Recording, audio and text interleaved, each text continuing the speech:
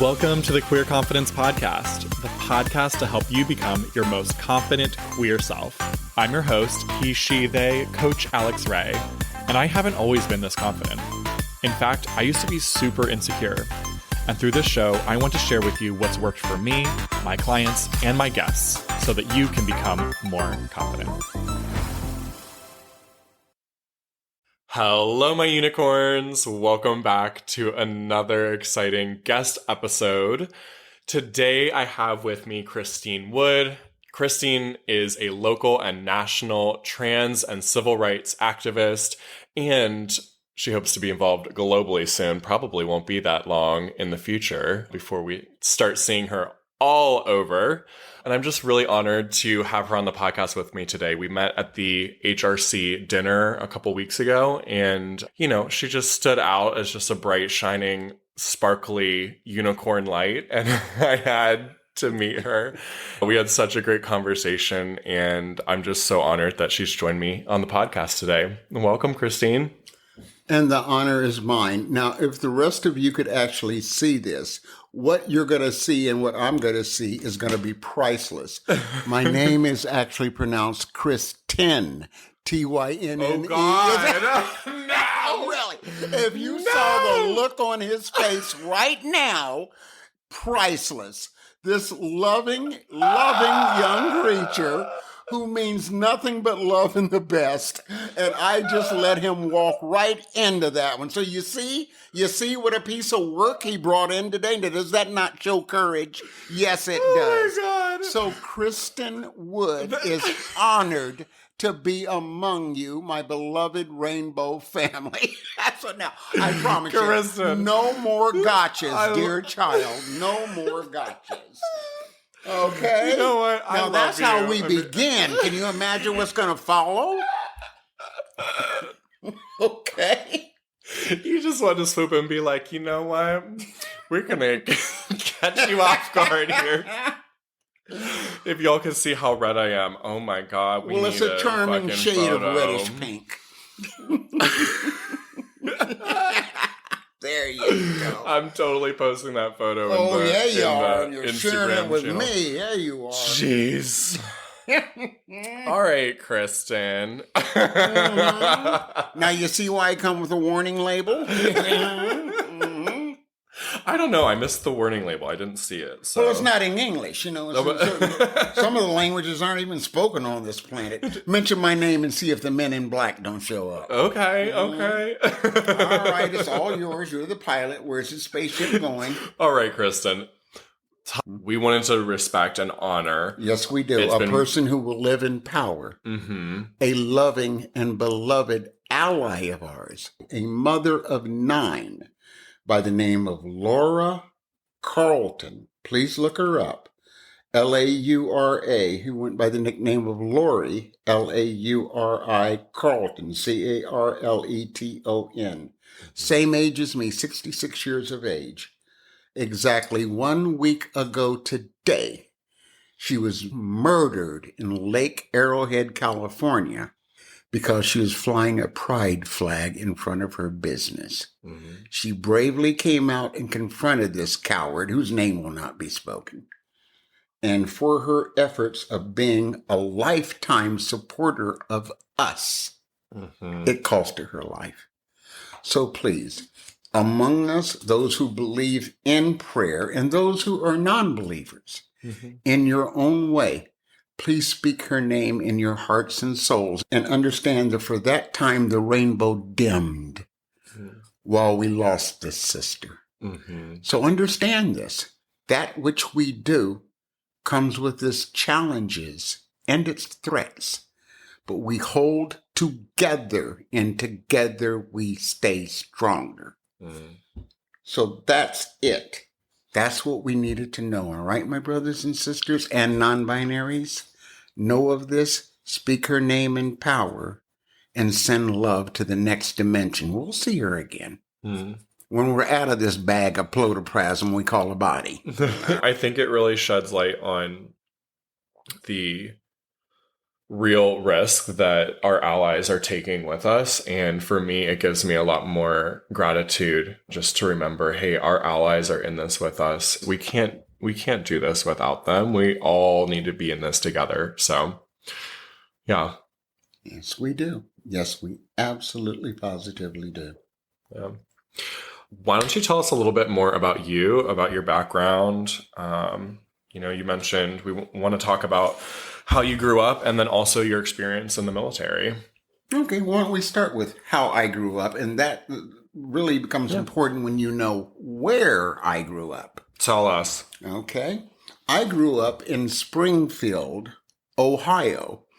One of the most generic names in all of America is Springfield. There are 25 Springfields in America. I didn't know that. That's a fact. Half of all the 50 states have a Springfield.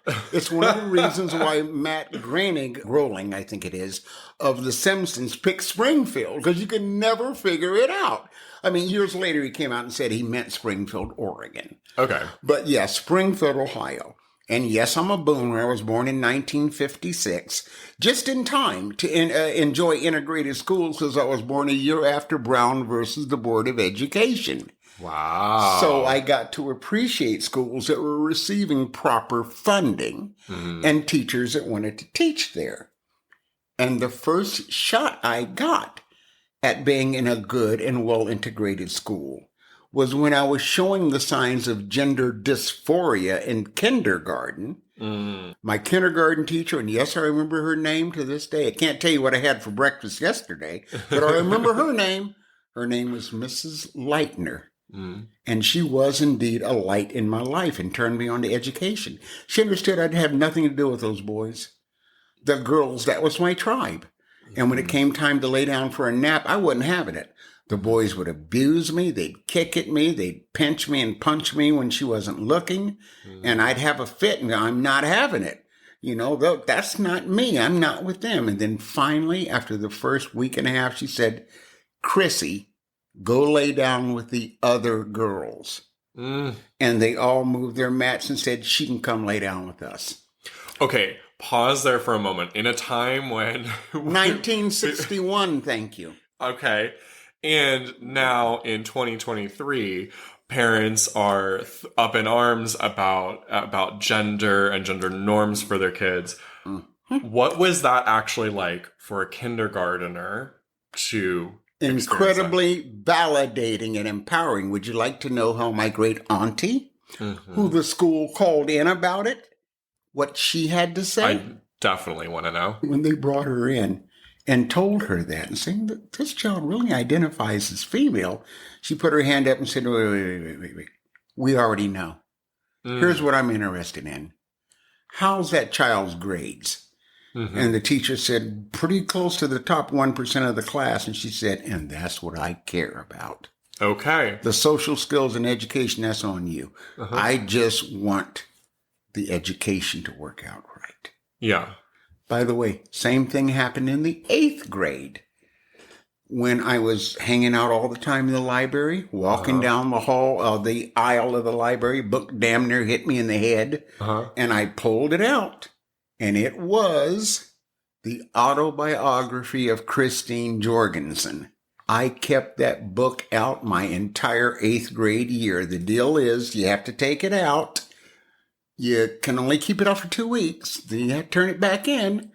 And then if nobody else takes it out, you can sign it out again. Well, by the time we're just a couple of weeks from graduating into the 9th grade, the librarian talks to the school counselor, who called my auntie again and brought her in and said, this child's got this particular book. Now, you need to know what the subject matter of this is. And my auntie gave him the same answer. How's the child's grades? Clearly, top 1% of the class. She said, and once again, that's all I give a rat's ass about. Anything else is irrelevant. Yeah. Now, while we're tickling the edge of the subject, because we breached it. Yeah. There probably are times when you might need to bring in a parent and issue concerns like that child of yours sure does seem to be hanging out with a lot of kids that are reading books about how to make a fertilizer bomb. or something like, really does have an interest in guns Right. and has said some pretty hateful shit online. There are times when, of course, it would be necessary. Yeah. But when you do feel it so terribly necessary, and the school board just did this now, right here in San Diego, passed a rule saying we'll notify the children of somebody showing up and showing signs that they identify as a gender other than their birth gender. Okay. What they ought to be telling them is, these are some of your options. There's a group that I belong to, and now I'm becoming a facilitator for, called PFLAG. Yes, I know PFLAG. Thank you. Well, of course you do. This is to help the families of those that would have a member of the rainbow family within them. And understand this, that doesn't just deal with children. After all, I came out when I was 59 years and 6 months of age. But so I don't want to get us off track. You're the pilot. I don't tell you where to fly the starship. So what are we up to next? Up to next, we now got to know a bit of your upbringing and what that was like. Tell us a little bit about your experience in the military. Here you go. Okay. During one of any number of attempts of trying to bury Christynne, which has been there since I was 4 years old and aware of gender identity, I said, we gotta give this "you are a guy" thing a bit more of a try. Okay. So by my senior year of high school, I had met she who was to become the first Mrs. Wood. Okay. And in typical teenager fashion, during that summer that I graduated, we had gotten together. I got my first adult job, which was cutting grass in a cemetery. Okay. And I discovered, Jesus Christ, there's a lot of grass in a cemetery. So I was like, shit, this kind of sucks. And of course, in typical teenager fashion, she'd gotten pregnant. So being raised with certain mores, dare I say, you're going to do right by this girl, which was intended. Yeah. So I said, well, what can I do? I got good grades in high school, but no college is beating down my door trying to recruit me. But I know that a college education is probably necessary, or some degree of it, something beyond a high school diploma. So I thought, well, what the hell, the military? The first thought was the Air Force, because there was a huge Air Force base I'd worked at during the summers as a youth. And then I kind of decided, why would I join the Air Force just to stay at home? I'd actually really kind of want to see something else. Yeah. I sat down with an Army recruiter and in less than 3 minutes realized, and I'm sorry to those of you in the Army, this doesn't apply to all of you, just that recruiter I was talking to in the summer of 74.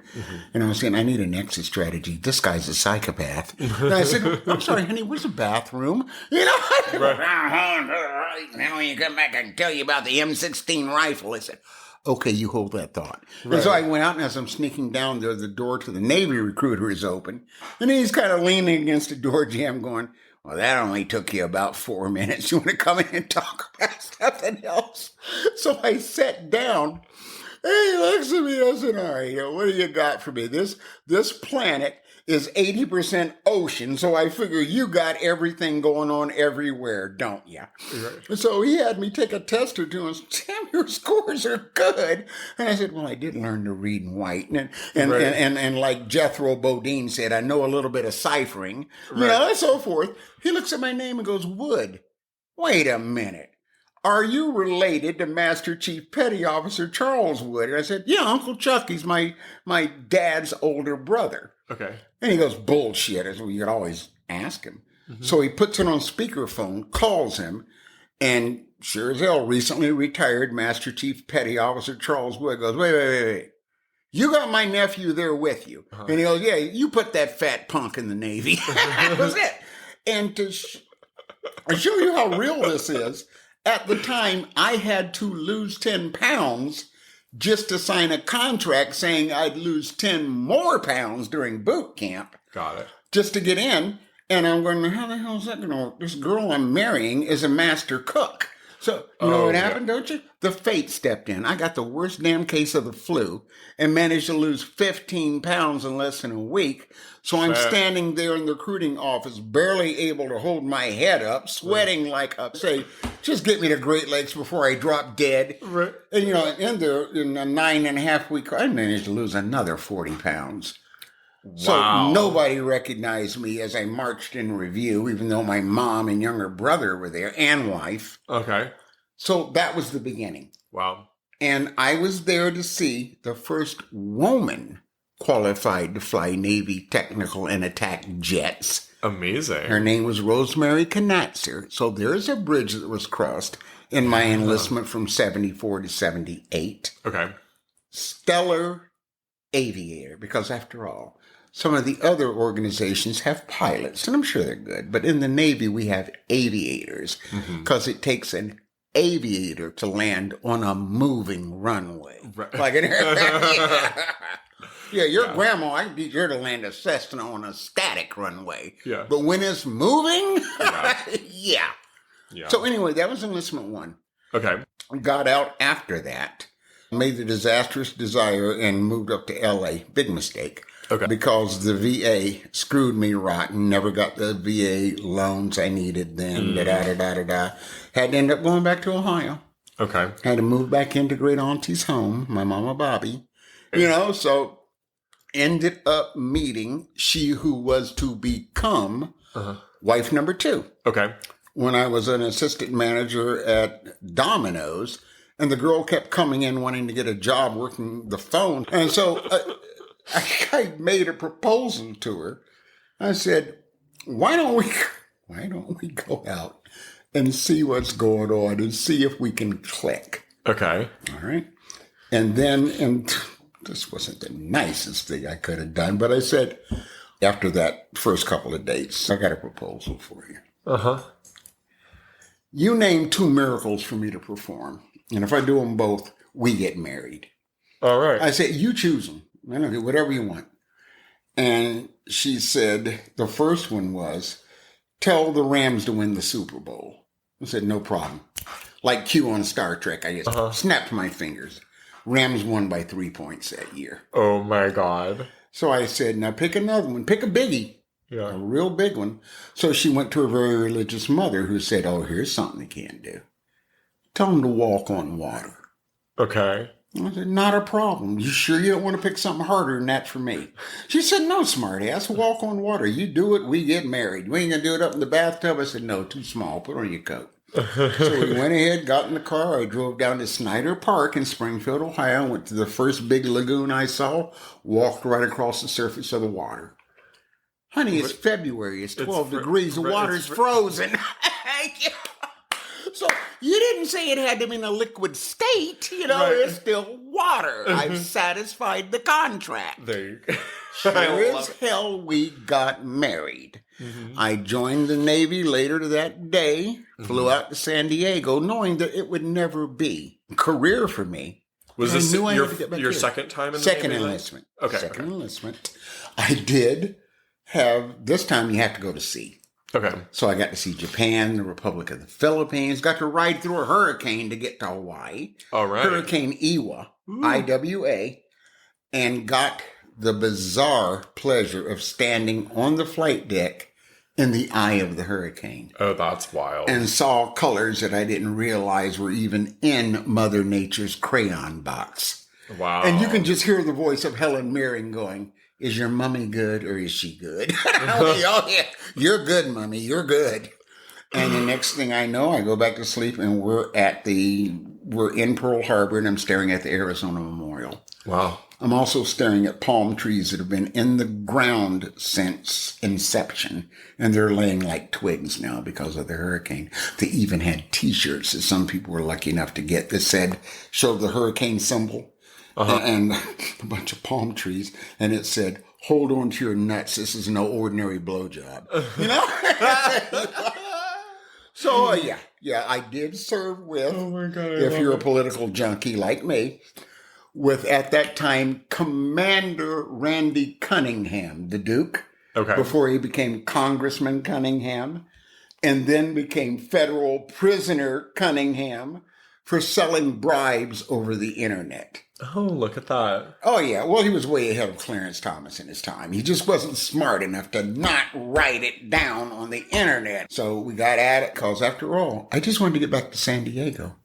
Because in my heart of hearts, I know transition could only happen here, not back in Ohio. Yeah. I feel like we got to know a lot about you and your background here. This is fantastic. I love it. Open book. Let's transition to what sent you into the media spotlight locally very recently. Tell us a little bit about that. Okay, another sip of root beer. So, I spent the New Year's up in Palm Springs with a young woman I was pursuing a relationship with. As I came back, I got a text from a woman I've been doing water aerobics with forever, since like 2007.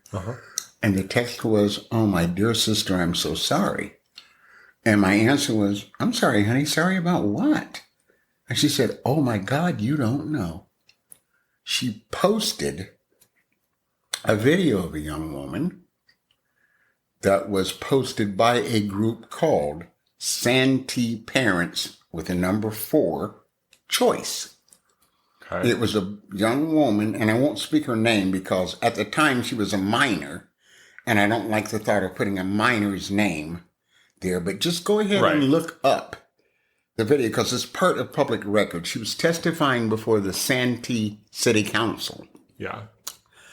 About how terrified she was to have experienced a naked man in the locker room.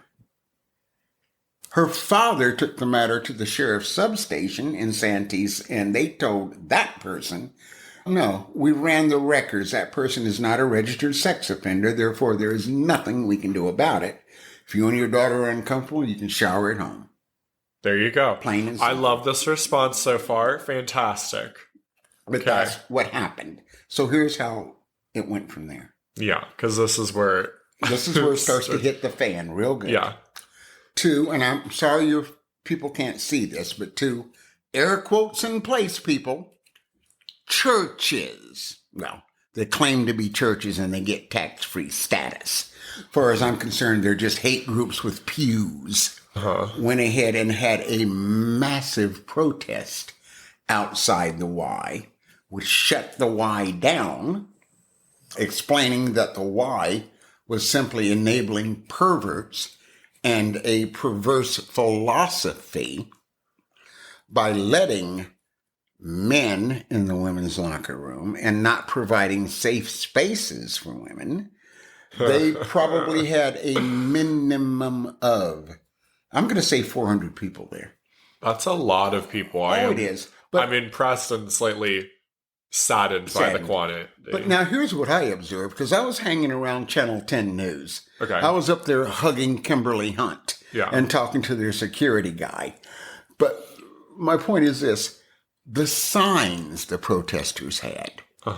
And watching a child, maybe 6 or 7 years old, tugging on the sleeve of their mother while a guy holds up a sign saying, "No pricks in the ladies' room," and asking mommy what PRICKS means. Right. Well, really, the only prick is the one holding that sign right there. But go right ahead, explain it to your child, how those good Christian values are coming through. Right. And somebody came up to me and said, "Oh, honey, you're at the wrong one. The counter-protest is down there, about 50 yards to the west."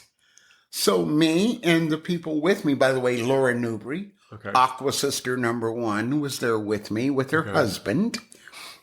We marched right down there. I had my trans pride flag, the full service, the full size one. We walked right down there. We could hear the sound of music over the sound of hatred. Right. And I listened to Jose and a few of the others speak. And when they saw me, I said, "Could I just see a moment? Just for a moment." And they handed me the microphone and said, "First of all, God bless you all. Now let's keep in mind while we're really here. We're here to support the Cameron YMCA and the fact that they lovingly and properly support state law." Now remember what I just said, support state law. Right. by allowing people access to safe spaces, Right. which by no means compromises the safety of anybody else. No. I said, Forcing you to use the men's locker room would absolutely compromise your safety. and it did when I was a member of Crunch. Okay. And that's why I took them to court and I lightened their wallets by a bit. Okay, wonderful. Oh, yeah. And I then left there and came to the Y. Okay, Joining as a great. woman, which means, no, you don't have to see me through transition. All that's done at that other place. Right. And it had been there a year before this manufactured shit hit the fan. Yeah. But after I said, we're here to support the Cameron Y, I said, let me introduce myself. I am Christynne Lily Renee Wood, a mother, a grandmother, a Navy veteran. And I'm that scary transgender woman that they're down there telling you you're supposed to hate and not trust in the locker room with your wives, your mother, your daughters, your granddaughters.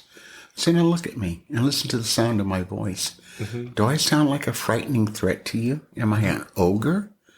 Am I something to be feared?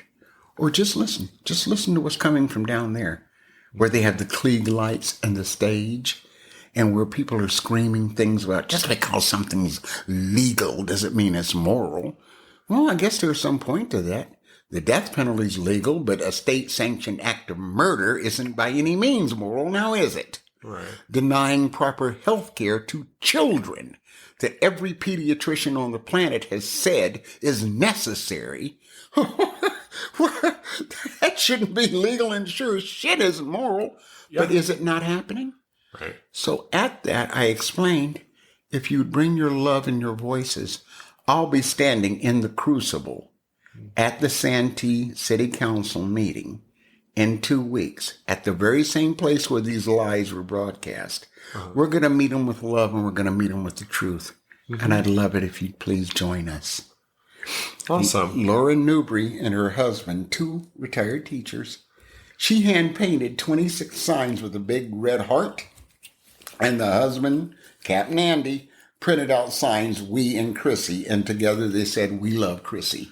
Wow. We filled those city council chambers and an overflow room. Amazing. Mayor John Mento himself sat there and was just like looking at it going, well, holy shit. Yeah, I bet they're not packed like that on the reg. You crickets in that place usually. Right. But anyway, as we were there to broadcast the truth, to read my statement, which received a raucous ovation, we had NBC, CBS, Telemundo, ABC, KPBS. I said, see, go over here. You know what you see over there? That's called journalistic integrity. That's called the people who broadcast the truth. This is what you're seeing. This is the second movement of civil rights, and you're here to be a part of it. Please come down on the right side of civil rights. By the way, John Mento, the mayor out there, has come down totally on the side of that. He truly has. Now is a good time to switch into segueing about the whole school board thing. Monique Silver is a wonderful young woman, a mother of 3. Her youngest child just graduated from the Santee school system and is now a freshman starting at San Diego State. Her youngest daughter is still in the Santee school system, and Monique is running for a position on the Santee school board. We, and I'm saying we because it was the efforts of myself and at least a few hundred others, actually went before that school board just 2 months ago. And we petitioned and advocated for them to add a particular book to the library. Okay. A book that has been peer reviewed. And the book is I Am Jazz. And they agreed. All right, so tell us a little bit more about the book I Am Jazz. Yes. Like I said, it is meant to be read by children that are basically just developing literacy skills. Now, that doesn't mean that a parent can't come in and see the librarian saying, we don't want this book going into the hands of our children. That's just fine. You do that. If you want your child to remain ignorant to certain bits of subject matter, well, that's on you, denying your child. That didn't cost you anything extra in your tax dollars, thank you very much. But you can't say no child can see it. Right. That's just on you. So that got done. I love it. Yeah, thank you very much. And that was by just you getting involved in local politics here. With our girl, Monique. Yes, well, she's running. And just so you folks know, if you're hearing the sound of me and this delicious young person I'm with, this is why we need you to go to meetings of your local school board. You see, they're not used to having people show up for these events. Right. The only reason they're even being held, and they have to by law, let you know a couple weeks in advance what's on the agenda, what will be discussed, where they're located at. After all, these people are serving there and being paid from the tax base. Therefore, you get a say in what's being said. And at the last meeting, I asked a question. I said, now, please, and school board members, please join in on this question, just for my own edification. Everybody in this room, please, if you are an educator or teacher, either past or present, please raise your hand. And of the 5 members of the board, 3 people raise their hands, meaning that 2 of them aren't even teachers or educators. They're just people in the community who ran for the board. Right. So when you've got non-educators, I get it. You're saying you have flesh in the game too. You have a child or a grandchild who's in there. And one of the men mentioned that, well, some of the things my grandchild talks about are just inappropriate for a 10-year-old to even be discussing. Well, yeah, in your opinion. But I do remember hearing certain grandparents say, because remember now, I started in school just after integration became the law of the land. I've heard this argument before. Yes. Except then it had a lot to deal with, well, how come these colored kids? You've simply changed it now. Right. It's not just color, it's the rainbow colors now. Right. Yeah, and you're not embarrassed to say these parts out loud, are you? You know, one of the things that I'm hearing consistently with you and our conversation today, particularly around political involvement, is it's really easy to have an opinion and to feel under attack and, oh, I wish things would change. And oftentimes a lot of us are not really doing the things that we can do to get involved and make a difference in our community. And it's not that hard to. I'll speak from my perspective. I often look at things like, oh, going to like a school board meeting is like, oh God, this is going to be such a big commitment. I don't have to run for the school board, but I could at least show up to the meeting and have an impact. And that could be a couple hours once a month. It's not a daily thing that I have to be involved in. And so I think there are a lot of ways that each of us can kind of look to our life, our local politics to have the impact that we can instead of just kind of complaining about, oh, I hope someone else will make a difference. Yeah, thank you. God bless you. That's what I'm saying. Politicians count numbers with their eyes. They're used to, like I said, it being crickets inside these chambers. Right. Empty seats. As we had to ask them at the Santee School Board meeting with the books we were turning in to keep bringing out extra chairs. And they actually said, damn, we've never had to do that before. We've learned, like in Star Trek. Can you tell I'm a fan? I see. That's my Starfleet Delta ring. Yeah. It's my second faith behind my Catholicism. I know, yeah, Star Trek. Because in that world, the thought of transphobia and homophobia is like unheard of. Yeah. You know what I mean? Because we've gone beyond that. And we're going to go beyond this too. I absolutely agree. And see, and that's just what you said. See, when you go to that school board meeting, and even if you don't know where it is, ask me, I'll tell you. Yeah. You know what I mean? I'm accepting Facebook friend requests. Tell them you heard about me on this beautiful young person's podcast. Just look it up on Facebook. It's Christynne, Tynne Wood, Wood. Tell them you heard about me through this. And I am honored to have you join us because this isn't just a quest for the rights and the safety of our rainbow family, but we're all the same family, but we're the family that's under such a vicious attack right now. All right. I want to ask you one more like personal question before we kind of wrap up. You socially transitioned in your late 50s, 59 right? years, 6 months of age. Okay. All right. You've always been a woman, but you started sharing who you are with people at that age, right? Sharing the truth. What would you tell someone else who is in a similar position? Like, what advice would you have for them, how they can navigate that? Oh, honey, the resources are there. They're there. Mm-hmm. They're there through PFLAG. They're there through the LGBTQ centers, especially here locally. Oh, my God. They can get you hooked up with resources in regard to things like a legal change of name and gender. Mm. They can get you hooked up with counseling. Mm-hmm. Through PFLAG, we can tell you how to possibly breach the gap of coming out to your family. We can give you resources in regard to how to bridge that gap. You're not alone. Please reach out to us. We're eager to help you. Mm. And one last quick thing about the march coming up. Yeah, well, before we do that, I want to just kind of remind the main message I'm hearing and what you're saying is you don't have to do it alone. No. And I think that's probably a big barrier for a lot of people is feeling like, oh shit, I have to go through this really difficult, uncomfortable, scary process in life. I'm doing it alone. And not only am I kind of alone, but I don't know how my friends, my family, the relationships that matter to me are going to change because of this. And I'm hearing from you just this inviting in of like, you are going to have some instant community right away. Reach out.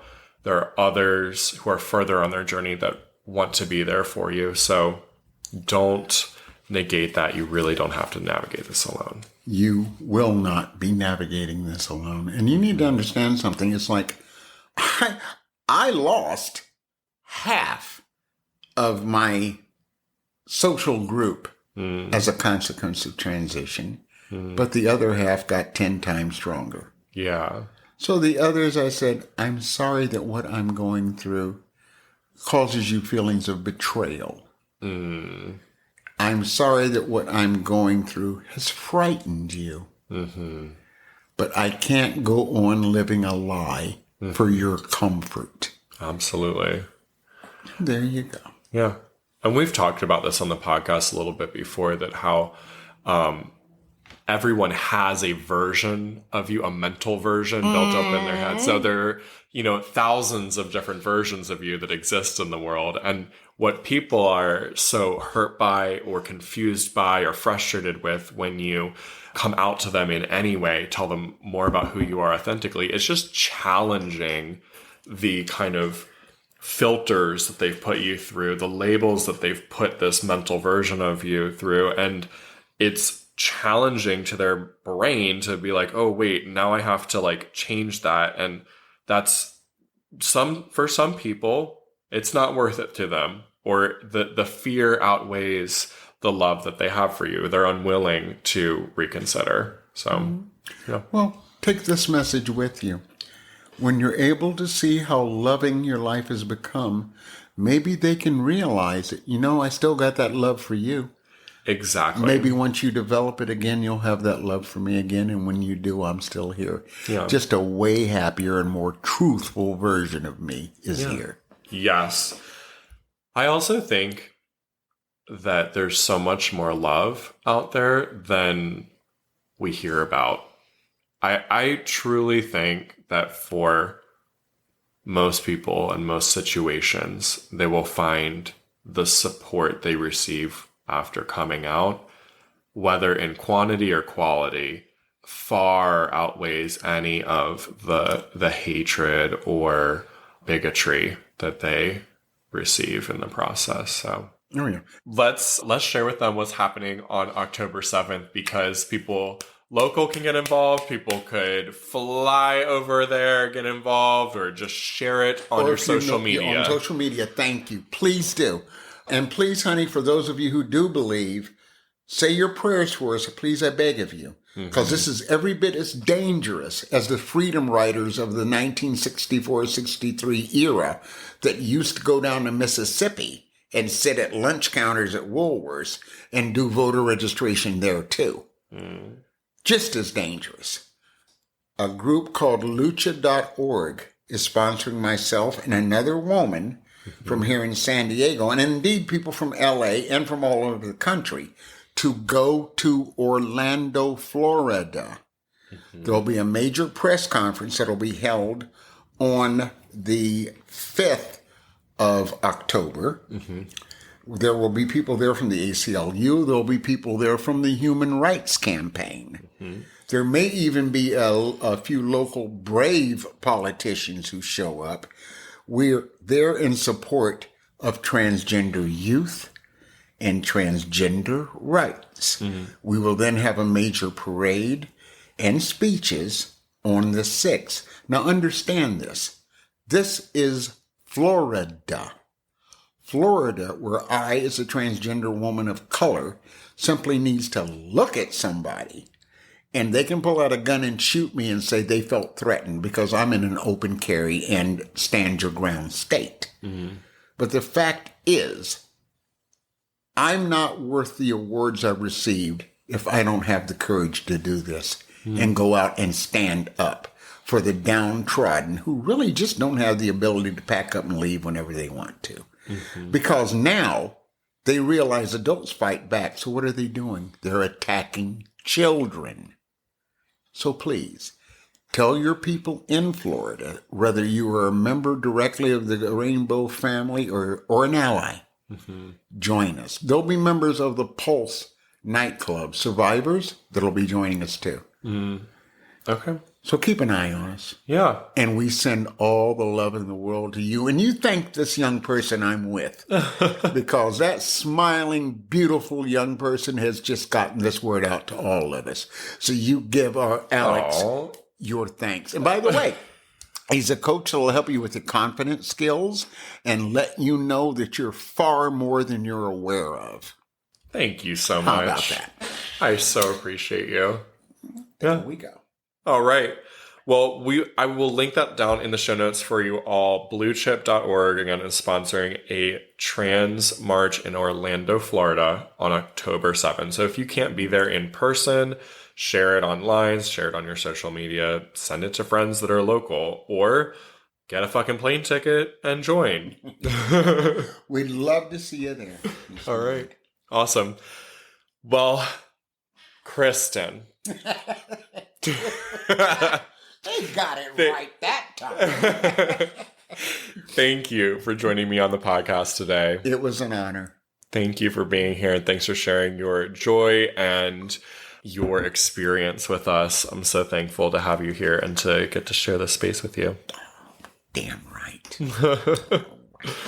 All right. Okay. Well, let's say goodbye to everyone, and I'll see you all on the next episode. Yep. Here from Rainbow's End in San Diego to all our family. Love to all. Smooches and bye-bye. Bye. If you enjoyed this episode, don't keep it to yourself. Share it with a friend so they too can become more confident. You can also help more people find the show by leaving a 5-star review wherever you listen. And if you want to become a more confident queer with support from yours truly, head to CoachAlexRay.com or use the link down in the show notes. I'm looking forward to working with you.